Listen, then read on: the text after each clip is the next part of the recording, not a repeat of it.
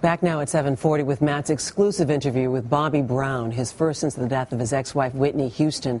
They were married for 14 years. Brown spoke candidly about their time together, and he started by telling Matt how he learned of Houston's death from one of his New Edition bandmates. I heard the news actually through Ralph Tresvant. He had his phone in his hand and he said he just got a text. And he just pulled me to the side and pulled me outside and said, you know, I just heard this, you know, that Whitney had just passed. And I was like, what? And I immediately got on the phone and I called my daughter. And did you get through? Yes, I did. But someone else answered her phone because, you know, she couldn't talk at the time. And told me that Whitney was gone. And I just started crying, and it was just like, you know, you never expect, you know, someone close to you to just, you know, die, you know. It was really hard. I don't know. How long was it before you actually got to speak to Bobby Christina? I spoke to her right after. She told me to get there, and she needed me to be there with her. You said you were shocked. I'm wondering if there wasn't a small part of you, Bobby, that didn't say, I'd always feared it would end this way, based on the trouble she had faced. No, I wouldn't. I didn't think that way because I know how hard the struggle is to, you know, maintain sobriety. But she was doing wonderful. Everything about her was, you know, going on the upward. You had actually seen her about a week or so before she died. You were having dinner with your daughter, Bobby Christina, and Whitney came to the restaurant. Yes. So tell me how she appeared at that time. What was her demeanor? What was her emotional state? She was really, she had this glow about her that was just, you know, incredible, you know. And I'm thinking to myself, you know, she must be doing really well because she looked really well. According to the coroner's report, Bobby, there was cocaine in her system. Mm-hmm. There was white powder found in a variety of places throughout her hotel room. There were some other prescription drugs found, although not in excessive amounts. Mm-hmm. But when you heard the word cocaine, that was a likely contributor to her death, how did you respond? I was hurt. Me being off of narcotics for the last 7 years, I felt that she was, you know, I didn't know she was struggling with it still. But at the same time, you know, it's a hard fight. It's a hard fight to, you know, maintain sobriety that way. I would imagine that in the hours and days after she passed away, you'd said to yourself on a couple of occasions, what else could I have done? Could I have picked up the phone one time I didn't? I still say that today, Matt. Maybe I could have done something different, you know, to ensure that she had a longer life. But you have to want it, you know. Some things just happen. God probably just needed her for the choir, you know, up there in heaven. And that's the biggest voice you have. After Whitney passed away, Bobby, if I heard it once, I heard it 100 times.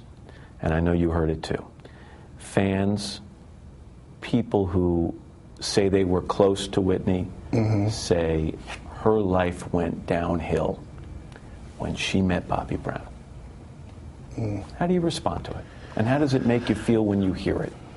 It makes me feel terrible, but you know, I know differently. I think if anyone ever knew us, and if anybody ever spent time around us instead of time of looking through the bubble, they would know how we felt about each other. The reality show gave us a wake up because we was able to see what other people were saying about us. You know, we was able to see that our drug use had affected our relationship, had affected the love that we felt for each other. But why do you think you got the blame? I was reading some blogs after her death. One said, Bobby Brown killed Whitney. Not in the literal way, but in the figurative way. Another said, Bobby Brown is responsible for getting her hooked on drugs. Everyone seems to point the finger at you. No. And they say Whitney was more of an innocent victim in this. No, that's not true. I didn't get high before I met Whitney. On narcotics? On narcotics, no. No, I smoked weed. I drank beer.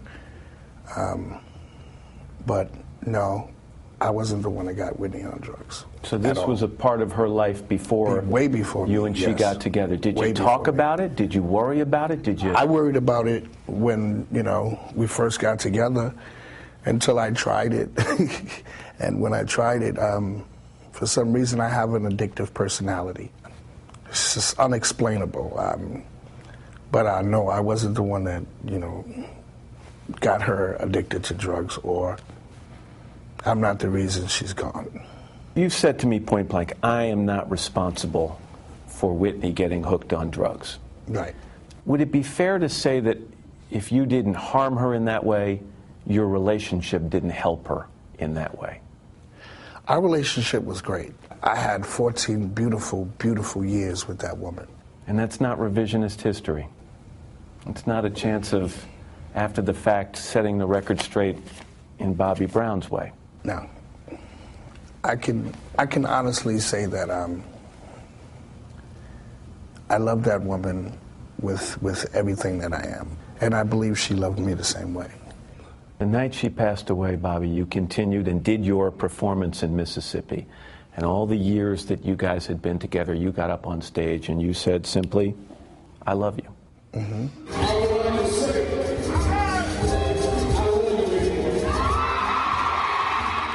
I truly and genuinely love that woman. And I still love her today. Even though I'm getting married sometime soon, my fiance knows how I felt about that woman. My kids know how I felt about Whitney. It's no secret, you know. I was in love with her deeply.